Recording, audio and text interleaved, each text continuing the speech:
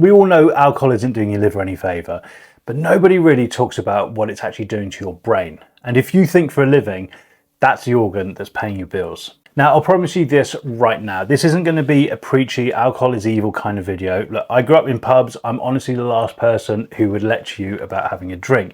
But if you're a founder or a leader, or you're just ambitious about your work, you want your brain sharp, and there's a good chance, those couple of drinks that you're having to wind down at the end of the day, they're limiting what you're capable of the next day. So let me show you how, because the biggest part of it is something you can't even feel.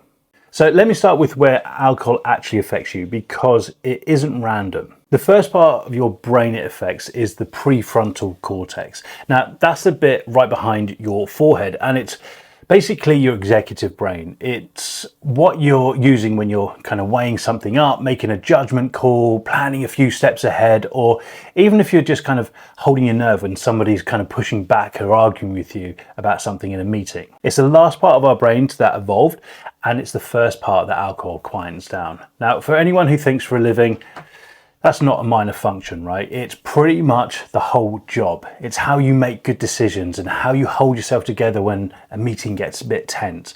And it's the first thing that goes. Now, you might be thinking, fair enough, but it's not like I'm drinking at my desk during the day. And you'd be right. That immediate effect, the one that where your judgment slips after a few drinks, isn't really the problem, because you're not making big judgment calls with a glass of wine in your hand. Well, I'm sure most of you aren't. Your problem is the day after, and it's sneakier because a lot of it you genuinely just can't feel. Now, here's the thing that hardly anyone realizes, I think. That evening drink that you have to kind of wind down, it makes you feel more relaxed and helps you sleep. And the reason it feels that way is real. Alcohol is a sedative. It works by boosting a chemical called GABA, which is pretty much your brain's kind of brake pedal, if you like. And it slows everything down. So the day's noise quietens down and you feel like you drop off faster than usual. But being sedated and being asleep aren't the same thing, even though from the inside they feel identical. But that gap between the two is where all the damage to your next day is hiding, if you like. So while you're lying there, apparently asleep, your body is treating the alcohol as a toxin, which it is, you know that. And it's working to clear it at roughly a unit an hour. So if you think a unit is about half a pint of kind of beer or a small glass of wine. So a couple of pints is sitting with you for a good few hours. Now, that does two things to your night. First thing, as the alcohol clears, that brake comes off and your brain rebounds faster the other way. So the first half of the night you're sedated and heavy, and then the second half you kind of go light and broken. Now, you might wake up two or three times throughout the night for no real reason. Second, it suppresses your REM, your REM sleep. Now, REM is the stage where you do a lot of your emotional processing and your memory filing, sorting through the day. So you start the next one clear. So alcohol kind of robs you of a good chunk of that. And that's the exact sleep your brain uses to reset itself. And there's one more thing that you lose. Deep sleep is when your brain does its kind of housekeeping. There's a clearance system called the glymphatic system that kind of flushes out all the metabolic waste and toxins that build up throughout the day.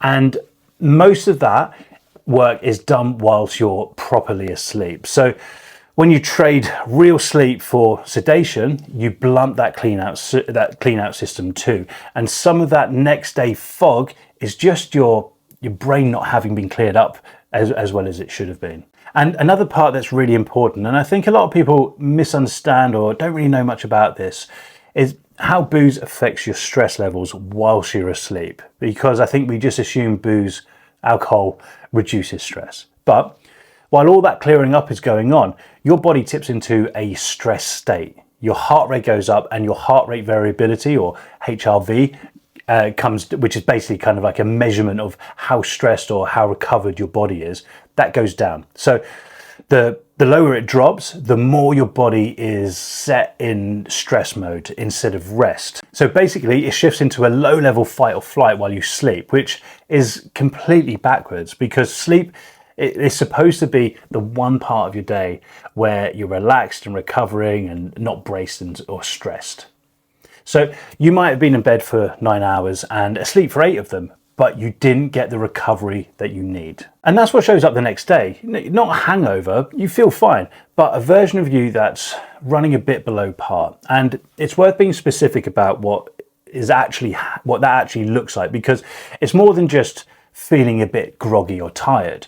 Your thinking is a touch slower and foggier. So the hard problem you'd normally cut straight through takes longer than it should. Your memory for the day before is patchy because you cut the REM sleep, and that's where you file it all away. So the details from yesterday's meetings are harder to bring back and recall. And because REM is also where you process emotion, you're often a little bit short fused and a little bit less composed than usual. And maybe that comment that you normally wouldn't even notice just feels more annoying and gets under your skin more than it should. None of it is dramatic on its own, but that's your prefrontal cortex, your executive brain running under recovered. And that's the exact bit of kit you're relying on to be at your best. Now, for years, this was really hard to show people because, well, it's invisible. You can't feel your HRV. But a lot of you watching this right now are wearing an Oura ring or a Whoop or, Garmin or whatever, something that tracks all of this. And that's changed the game because now you can actually see what is happening. There's a big study out this year, over 20,000 people and more than 5 million nights of data. And I'll put the numbers in this week's newsletter so you can have a look at that if you want to properly get stuck into them. But the headline is that even one drink pushed resting heart rate up and HRV down overnight. And next day recovery came back at around 8% lower. That was just one drink, and it hit women and younger people harder. Now, that doesn't mean that an old bloke like me can get away with it. It just takes my watch or whatever a bit longer to kind of grasp me up the next morning. Now, if you wear one of these, you've probably seen it on yourself already, right? You have a couple of drinks and the next morning your recovery is sitting in the red and you kind of think, but I only had 1 or 2. Well, that's exactly what this is. It's your own body showing you the effects that you can't actually feel. And I'm going to be straight with you here because I'm not going to tell you that 1 or 2 glasses of wine makes you stupid the next day. It doesn't. And the research doesn't show that. What it takes from you is the recovery. It's the difference between turning up tomorrow properly restored and then turning up already a step behind. On a quiet day, you'll barely notice it. But on a big day, that's the last thing that you want to be doing. Now, let me tell you where I'm coming from with all of this, because I think it matters to what I'm about to suggest. So I grew up in pubs. My mum was a publican for nearly 40 years. So I didn't just visit pubs, I lived in them. I even went to a boarding school that was specifically for the kids of publicans. So a load of my mates also had pubs. Then I played rugby, I went to university, both huge drinking cultures. And then when I started out in the fitness industry about 25 years ago, it's a bit different now, but about 25 years ago, that had a surprisingly big drinking and party scene. I've lived in London and New York and Auckland and Melbourne, all kind of serious drinking cities, if you like. So pretty much every part of my life, the sport, the studying, the mates, the travel, all of it revolved around drinking. Now, I was a fairly standard weekend binge drinker, I rarely drank in the week, but the weekends were a proper blowout. That was just normal for me, and I enjoyed it. Then nearly 3 years ago, I stopped altogether. And the first thing I noticed wasn't my sleep or my HRV, it was that the recovery came back. Before I gave up, a proper weekend didn't really leave me until about Tuesday or, as I got older, maybe Wednesday. I'd be foggy and I'd feel flat on a Sunday, still not right on Monday, starting to feel all right on Tuesday. And as I say, maybe even that would go on till Wednesday. When I stopped, I got all those days back. But the thing that caught me out was the social side. And that's really what I want to talk to you about now, because I think it's where a lot of the advice on this isn't that great. So when people decide to drink less or give up, a lot of them quietly stop going out. The drinking and the socializing have been the same thing for so long that when the drinking goes, seeing your mates goes as well.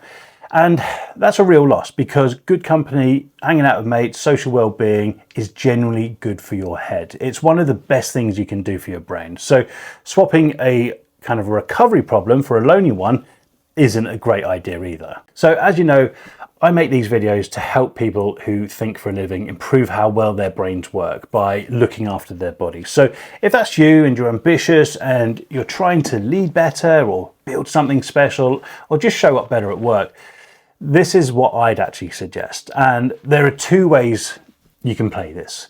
The first thing is for if you do drink, and it's the same thing I go on about when I talk about training. Look at your diary.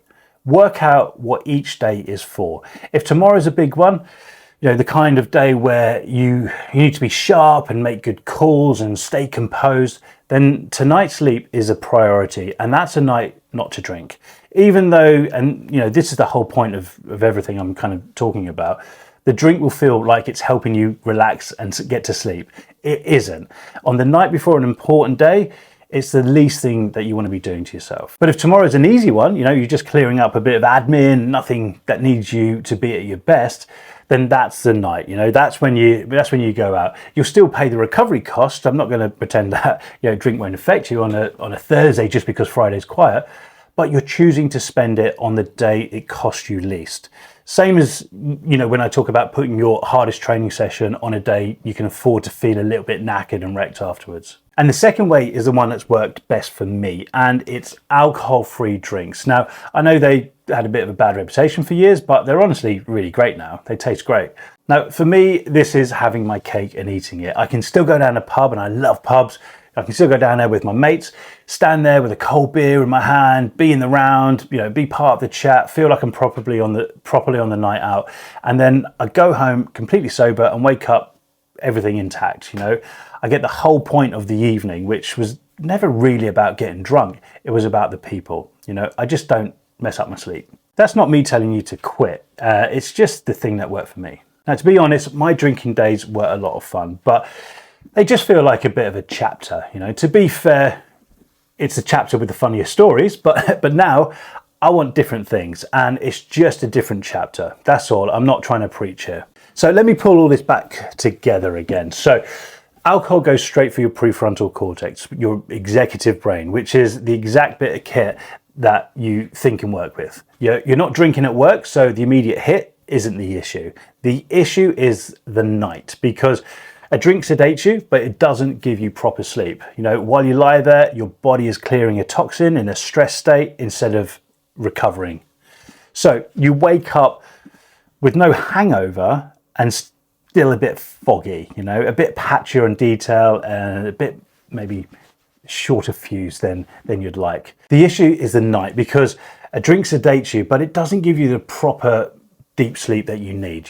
While you lie there, your body is clearing a toxin in a stress state instead of recovering. So you wake up with no hangover, but still a bit foggy, a bit patchier in detail and a bit maybe shorter fuse than you normally are, right when you need or want to be at your best. If you do drink, treat it like you're training and let your diary decide. Protect the nights before the big and important days. And if you fancy the night out without the cost, honestly, the alcohol-free stuff really does let you kind of keep the good part without having the cost. That's it, really. That's the whole thing. If you want a clearer picture of how you're sleeping, recovering and training right now and how that's showing up in your work, I put together a free 3-minute assessment that looks at exactly that, and I'll put the link in the description. And if this was useful, the newsletter is where I go deeper on this every single week. And this week, you'll find the wearable study that I spoke about earlier laid out properly, the actual numbers on what a single drink does to your night. So you can also subscribe for that below.